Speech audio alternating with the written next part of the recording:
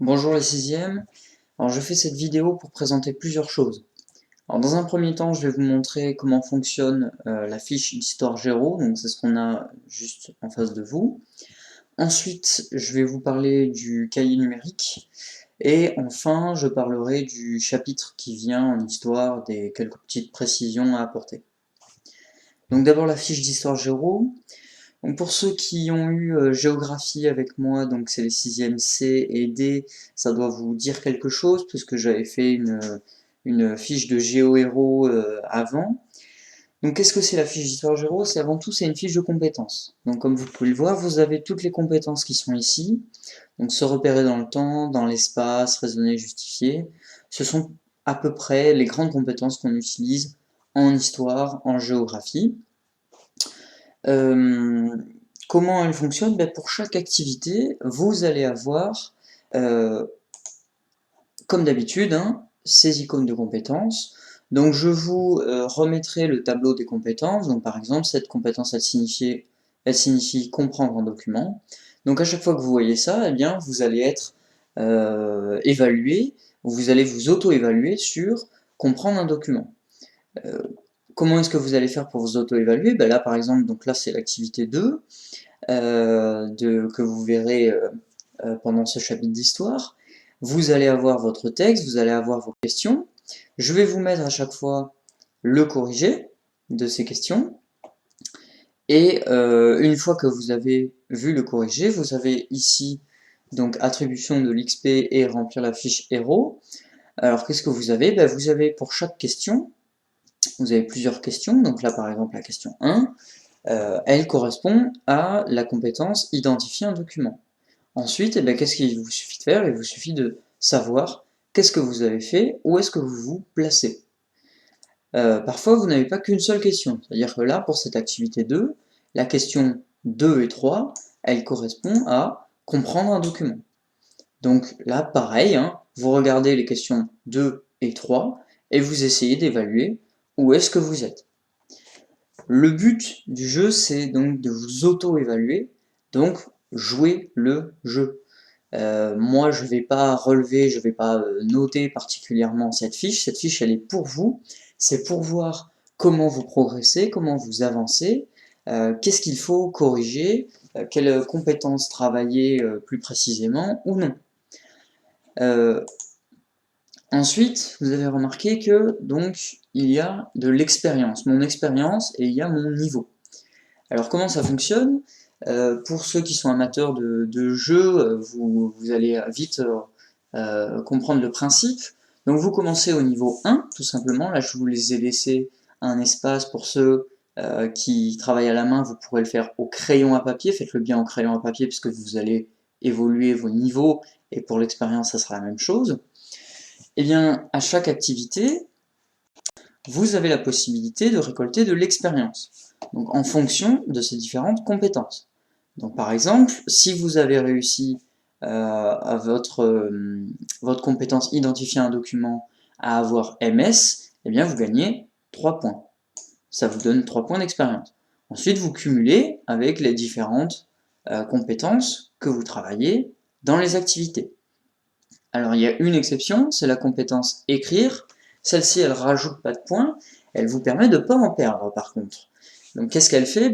Quand vous avez maîtrise fragile à la compétence écrire, vous perdez 3 points. Si vous avez maîtrise insuffisante, vous perdez 5 points. En petite euh, spécificité par contre, vous ne pouvez pas aller dans le négatif. C'est-à-dire que si vraiment vous avez eu maîtrise insuffisante partout et même sur la compétence écrire, et que du coup vous vous retrouvez à -3 ou -5, ça n'est pas possible. Le minimum que vous puissiez avoir, c'est 0. Par contre, si vous avez eu 5 points sur raisonner, justifier, et que vous avez eu -5 points sur écrire, vous vous retrouvez à 0. Ça, c'est pour bien vous faire comprendre que la compétence écrire, ça reste mon cheval de guerre, et donc il faut continuer à la travailler correctement. Alors, comment est-ce qu'on fait pour remplir cette fiche d'histoire géo? Alors, pour ceux qui auront le cahier numérique, ça je vais expliquer après comment ça fonctionne. C'est très simple, donc vous commencez, vous mettez votre niveau, vous commencez avec le niveau 1, et par exemple, si à la première activité j'ai réussi à avoir 5 points, et ben je rajoute 5 points. Une fois que je fais mon activité 2, imaginons qu'à l'activité 2 j'ai réussi à gagner encore 5 points, 5 plus 5, je fais le calcul, ça fait 10. Une fois que j'ai cumulé assez d'expérience pour arriver jusqu'à 100, je suis arrivé à 100, qu'est-ce que je fais? Je remets mon compteur d'expérience à 0, et mon niveau par contre, lui, il monte. Je passe au niveau 2. Et c'est comme ça qu'on va avancer. À chaque activité, quand vous allez vous corriger, vous allez repérer la compétence sur laquelle vous travaillez. Donc on va dire par exemple qu'on travaille sur se repérer dans le temps. Vous sélectionnez les cases. Et ici, vous allez mettre tout simplement la couleur de votre compétence. Donc si j'ai eu maîtrise insuffisante, par exemple, ça sera du rouge. Et ça vous met une case rouge. Pour ceux qui n'utilisent pas le cahier numérique, qui vont le faire à la main, bah c'est tout simple, hein, vous avez juste à colorier la case de la couleur de la compétence qui correspond. Donc j'insiste bien, c'est une auto-évaluation, vous le faites pour vous, ça vous permet de progresser, de voir où est-ce que vous en êtes. Donc voilà, c'est important, c'est pour vous que vous le faites. Ne trichez pas, c'est-à-dire que ne vous rajoutez pas, ne vous mettez pas que des TBM parce que ça vous fait progresser plus vite, et à l'inverse, ne vous mettez pas que des MI dès que vous considérez que vous avez une petite faute. Jouez le jeu, suivez le tableau, en général, normalement il est assez clair. Si vous avez des questions, si vous hésitez, vous n'hésitez pas à vous me contacter sur Pronote, je vous dirai quoi faire, comment remplir. Mais voilà, regardez votre tableau, vous verrez, normalement c'est assez clair, et jouez le jeu, faites-le correctement. Alors ensuite, donc je vous présente du coup notre cahier numérique. Alors notre cahier numérique c'est ça. Hop. Alors c'est un document en ODT. ODT ça veut dire quoi? Ça veut dire que c'est un document qui s'ouvre sur OpenOffice ou sur LibreOffice. Pourquoi ce logiciel-là? Parce que c'est un logiciel qui est gratuit. Donc ceux qui ont Word, j'imagine que vous pouvez l'ouvrir, mais je ne sais pas ce que ça donne, parce que Word est un logiciel payant, donc j'ai préféré utiliser OpenOffice, qui est un logiciel gratuit et accessible à tous. Dans votre cahier numérique, première chose que vous trouvez, c'est un sommaire. Qu'est-ce que c'est ce sommaire? Ben, ça récapitule tous les titres, tous les endroits, toutes les activités, etc. que vous trouvez. Alors qu'est-ce qu'il a de pratique ce sommaire? Et bien, si vous appuyez sur la touche CTRL et que vous cliquez, vous voyez, quand vous appuyez sur la touche CTRL, ça se transforme en petite main, et que vous cliquez, ben, il vous envoie directement à la bonne page, là où se trouve le titre. Alors quel est l'intérêt de ce cahier numérique, avant de rentrer dans les détails? L'intérêt c'est d'avoir tout sur un seul fichier. Dans ce cahier numérique, comme vous pouvez le voir dans le sommaire ici, vous allez retrouver les titres, vous allez retrouver donc, les titres de chapitres, les titres à chaque fois les grands A, B, C. Vous allez retrouver un espace pour écrire votre question du jour, vos traces écrites, et vous allez avoir à chaque fois vos activités directement sur le cahier numérique. Donc ça veut dire que quand vous allez télécharger vos fichiers sur Pronote, vous avez juste à regarder la correction parce que tout est sur le cahier numérique. Par exemple, l'activité 2 pardon, que je vous ai montré, eh bien vous avez l'activité ici et vous avez les questions directement ici. L'intérêt de ce cahier, c'est que eh bien, plutôt que de répondre sur plusieurs fichiers, plusieurs documents à part, vous allez pouvoir répondre directement ici à partir des flèches.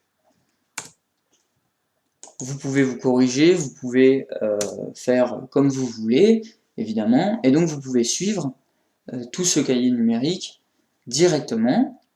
L'autre intérêt, pourquoi j'ai fait ça, c'est parce que on avait des problèmes au niveau de l'impression aussi. C'est-à-dire que, bah, oui, avec le confinement, ça devient difficile d'imprimer. Les cartouches d'encre, ça coûte cher. J'imagine qu'il y a beaucoup de choses à faire à imprimer, etc. Donc là, l'intérêt justement de ce cahier numérique, c'est que vous n'imprimez pas. Je le précise, je le dis bien, si vous utilisez le cahier numérique, ça veut dire que vous faites tout sur l'ordinateur. Si vous faites tout sur l'ordinateur, vous n'imprimez pas. Donc ne faites pas le cahier numérique sur l'ordinateur, puis l'impression. Pour l'instant, on fait que ça, vous faites tout sur ordinateur. Vraiment, c'est important. Donc ça vous permet de ne pas imprimer, vous ne dépensez pas d'argent, vous ne gaspillez pas de l'encre pour ça.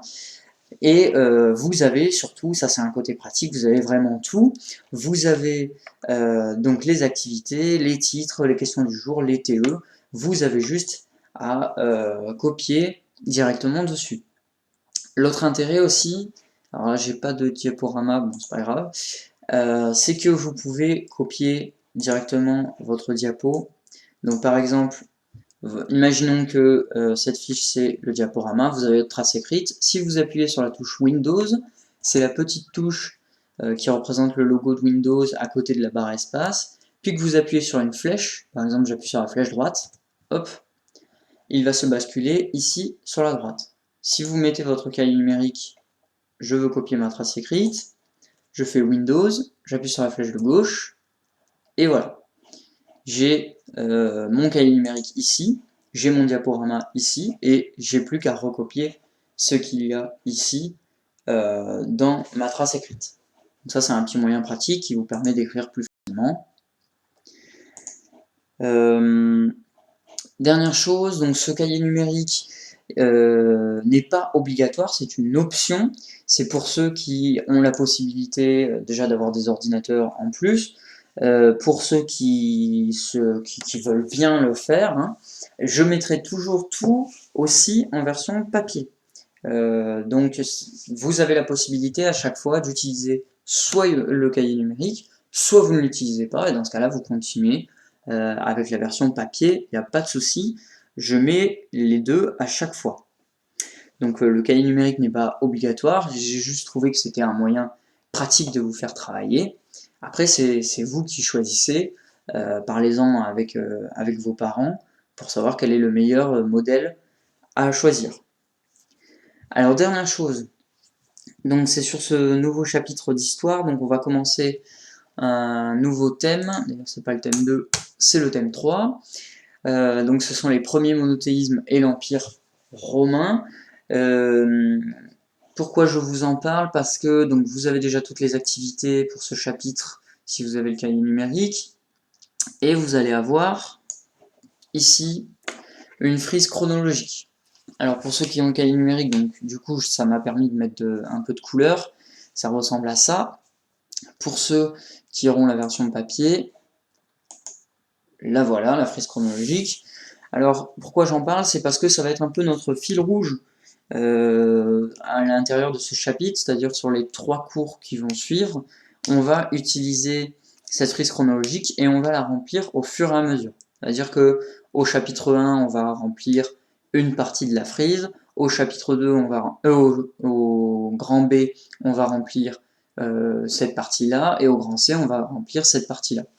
Donc vous la téléchargez une première fois, je vous la mettrai sur le premier cours, ensuite elle n'apparaîtra plus, et vous devez la remplir donc au fur et à mesure. Enfin donc, je continuerai les vidéos. La vidéo, comme je l'ai dit, elle remplace la fiche cours, vous n'avez plus de fiche cours, vous devez simplement suivre la vidéo, et je vous dis ce qu'il faut faire à chaque fois. N'hésitez pas, quand vous regardez la vidéo, à mettre sur pause, n'hésitez pas à revenir en arrière s'il y a quelque chose que vous n'avez pas compris. C'est aussi l'intérêt de cette vidéo, c'est que vous pouvez la répéter autant de fois que vous voulez. Si vous n'avez pas compris, vous revenez en arrière, il n'y a pas de souci, mettez sur pause. Je vous dis à chaque fois ce qu'il faut faire, donc qu'est-ce qu'on voit? On va voir à chaque fois le diaporama, hein, je vous montre le diaporama. Je vous dis quand est-ce qu'il faut faire les fiches activités, etc. etc. Et je fais aussi les corrections des activités directement dans la vidéo. Vous aurez en plus, donc vous aurez la correction des activités dans la vidéo, et je vous la mettrai quand même dans les dossiers, dans les fichiers à télécharger sur Pronote. Voilà, c'est tout pour cette vidéo. N'hésitez pas, si vous n'avez pas compris quelque chose, si vous voulez des précisions, n'hésitez pas à me contacter sur Pronote. N'hésitez pas à m'envoyer un message, il n'y a pas de souci, je réponds. Normalement, je suis connecté à peu près toute la journée. J'essaye de répondre le plus vite possible. Donc n'hésitez vraiment pas à me contacter. Et sinon, bah, à la prochaine, a priori le 18 mai. Bonne journée.